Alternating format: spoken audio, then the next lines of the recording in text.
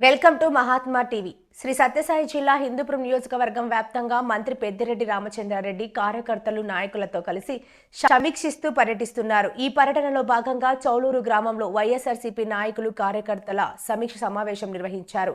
మంత్రి పెద్దిరెడ్డి రామచంద్రారెడ్డి హాజరైన మాజీ ఎమ్మెల్యే అబ్దుల్ గని, హిందూపురం వైఎస్ఆర్సీపీ పార్లమెంటు సమన్వయకర్త బోయ శాంతమ్మ, హిందూపురం వైఎస్ఆర్సీపీ అసెంబ్లీ నియోజకవర్గ సమన్వయకర్త కురుబ దీపిక, వైఎస్ఆర్సీపీ నాయకులు కార్యకర్తలు వైసీపీతోనే అభివృద్ధి సాధ్యం, మంత్రి పెద్దిరెడ్డి రామచంద్రారెడ్డి వెల్లడి. గత టీడీపీ ప్రభుత్వంలో ప్రజాభివృద్ధి లేక నానా ఇబ్బందులు పడ్డారని, అదే వైసీపీ ప్రభుత్వంలో సీఎం జగన్మోహన్ రెడ్డి ఎంతో దృఢ సంకల్పంతో ఓ ప్రక్క ప్రజా అభివృద్ధి, మరో ప్రక్క ప్రజా సంక్షేమానికి అధిక పీట వేశారని రాష్ట్ర మంత్రి పెద్దిరెడ్డి రామచంద్రారెడ్డి పేర్కొన్నారు. ఈ సందర్భంగా శ్రీ సత్యసాయి జిల్లా హిందూపూర్ నియోజకవర్గంలో వైసీపీ బలోపేతంపై మంత్రి పెద్దిరెడ్డి రామచంద్రారెడ్డి ఆధ్వర్యంలో వివిధ గ్రామ పంచాయతీల్లో సమీక్ష సమావేశాలు ఏర్పాటు చేస్తున్నారు.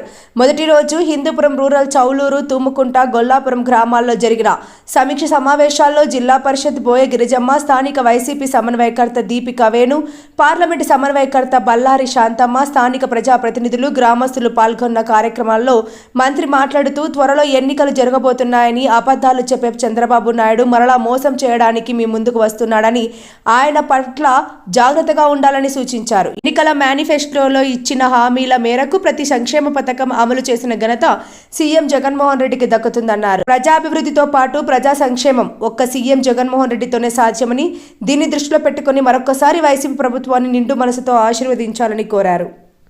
ఆయన ప్రభుత్వం మనకి అలాంటి ప్రభుత్వం కావాలా, లేకపోతే స్వార్థపూరితమైన ప్రభుత్వం కావాలా, మీరే ఆలోచించుకోవాలి. అందువల్ల మీరు దాని ప్రకారంగా ఆలోచించుకొని మీరే ఇన్ఛార్జ్ మరియు కాబోయే అభ్యర్థి దీపికా గారికి, మా పార్లమెంట్ ఇన్ఛార్జ్ శాంతమ్మక్క గారికి, ఈ యొక్క పంచాయతీ మా నియోజకవర్గ నాయకురాలు మధుమతి గారికి, వేదిక మీద ఉన్న పెద్దలందరికీ శిరస్సు వంచి, అలాగే చౌలూరు పంచాయతీ 4 విలేజ్ నుంచి వచ్చినటువంటి పంచాయతీ ప్రజలందరికీ కూడా శిరస్సు వంచి నా యొక్క ధన్యవాదాలు తెలియజేసుకుంటున్నా. ఈ సందర్భంగా ఈరోజు మన గ్రామాలకే తెచ్చాం, మీ ఇంటి ముందుకే తెచ్చాం. ఈరోజు గ్రామ సచివాలయాలు ఏర్పాటు చేశాం, రైతులకు రైతు భరోసా కేంద్రాలు ఏర్పాటు చేశాం, ఆరోగ్య కేంద్రాలు ఏర్పాటు చేశాం. ఇవన్నీ కూడా సులభతరంగా మీ ఇంటికి ఖర్చు లేకుండా మీకు అందరికీ కూడా అన్ని ప్రభుత్వ పథకాలు కానీ అభివృద్ధి కార్యక్రమాలు కానీ అందజేయాలని చెప్పి ఆలోచనతో ఈ గ్రామ స్వరాజ్యం పేరుతో మనం గాంధీ గారు కలగన్న గ్రామ స్వరాజ్యాన్ని జగన్మోహన్ రెడ్డి గారు మన గ్రామాలకి తీసుకొచ్చారనేది మీరు గుర్తుపెట్టుకోవాలని అడుగుతామని నేను తెలియజేస్తాను.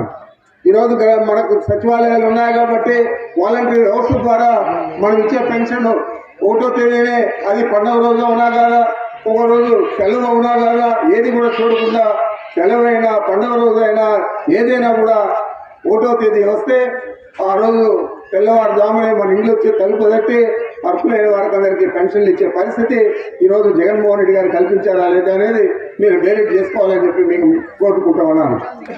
మరి అదేవిధంగా అన్ని కార్యక్రమాలు కూడా ఎన్నికల ముందు చెప్పినవన్నీ కూడా ఈరోజు 99.5% మనం అమలు చేశాం.